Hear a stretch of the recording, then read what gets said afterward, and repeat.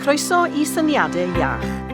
Yn y podlediad yma, byddwn yn trafod sut mae arloesedd technoleg a meddalwedd newydd yn trawsnewid y byd iechyd a gofal. Y technoleg oedden ni'n ddefnyddio oedd sut i recordio a rhannu'r wybodaeth yna in real time efo meddygon i meddygon cael gwybod yr pethau sy'n effeithio ar cleifion bwysicaf a mwyaf aml ac hynny gobeithio wedyn yn gallu rhoi y wybodaeth i feddygon i benderfynu pa glaf sydd angen i weld pryd yn hytrach na dibynnu ar just appointments, clinics pam nhw ar gael.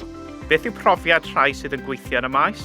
Dyna oedd oedden ni'n neud efo'r meddalwedd, yr rhyngwyneb yna i alluogi defnyddiwr gweithio heb gael ei dal yn ôl mewn unrhyw ffordd a deud y gwir gwella i gallu nhw i ofalu am cleifion. A beth yw heriau'r dyfodol?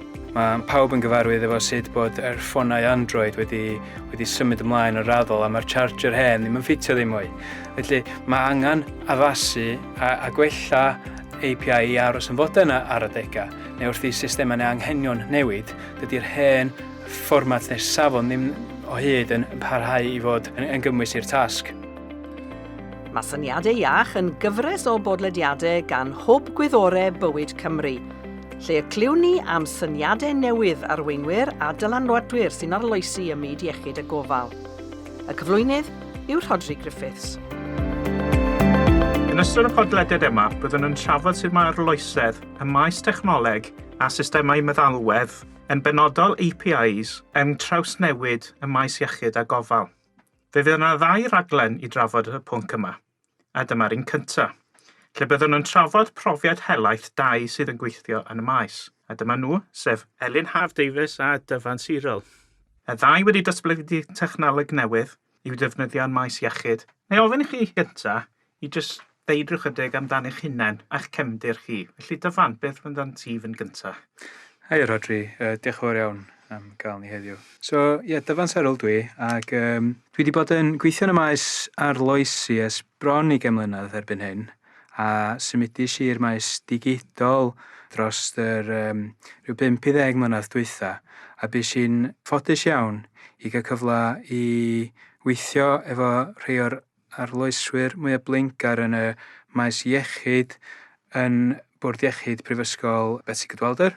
Ac trwy hynny, datblygu system meddalwedd recordiau cleifion ddibapur efo nyrsys a system o'r enw Chai a sydd yn ffynnu yng Nghymru. A mae hwnna wedi bod yn brofiad arbennig o wych i mi.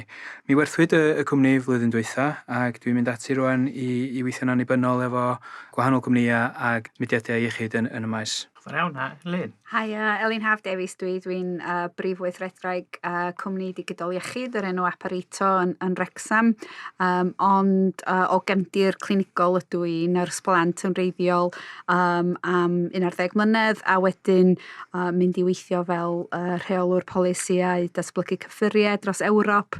Felly does gennai ddim cefndir technoleg o gwbl, ond bellach yn ymdrechu i weld sut mae y byd digidol a'r byd technegol yn gallu gwella iechyd pobl.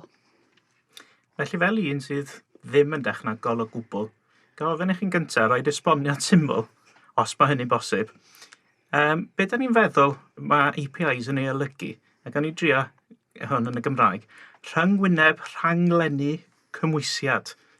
Be di hynny? Neu yn Saesneg, Application Protocol Interface. A be mae hynny'n olygu mewn geiriau syml, mewn geiriau plaen, ydy yn y bôn, dydy o'n byd cymleth, dydy o ddim byd ffansi, dydy o'n hyd yn oed yn gorfod bod yn rhywbeth technegol yn y bôn. Be mae'n olygu ydy dull safonol o alluogi un strwythur data gwybodaeth digidol i siarad efo un arall. Mae'n golygu bod system sydd wedi cael ei ddyfeisio neu sy'n bodoli mewn un lle neu wedi cael ei greu gyda un parti yn gallu siarad ar y cyd a gweithio ar y cyd efo system sydd wedi cael ei ddatblygu yn rhywle arall gyda rhywun arall. Ac wrth gwrs, fel mae o'n safon, mae'n gallu bod yn safon rhyngwladol, mae'n gallu bod yn safon gyhoeddus.